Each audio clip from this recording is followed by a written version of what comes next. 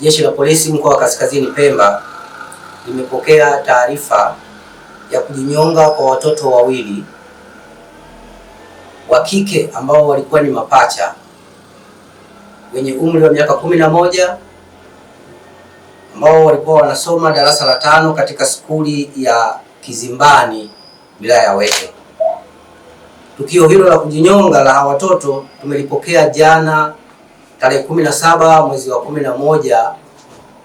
mwaka 2025 saa 4:30 asubuhi, ambalo lilitokea huko katika kijiji cha Kwale Mpona katika shehia ya Finya, wilaya ya Wete, mkoa wa Kaskazini Pemba. Tukio hilo liligundulika na mama yao ambaye anafahamika kwa jina la Saada Mohamed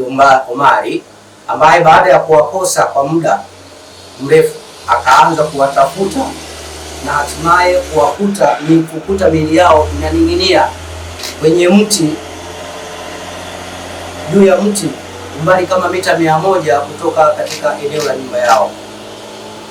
Miili yao imefanyiwa uchunguzi na daktari dhamana wa hospitali ya wilaya ya Wete iliyoko Kinyasini, na wamekabidhiwa ndugu wa marehemu kwa ajili ya taratibu zingine za maziko.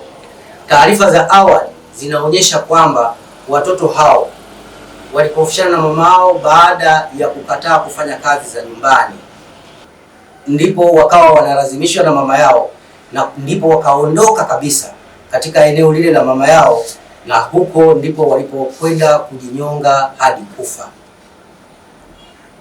Hata hivyo, Jeshi la Polisi mkoa wa Kaskazini Pemba tunaendelea na uchunguzi zaidi kubaini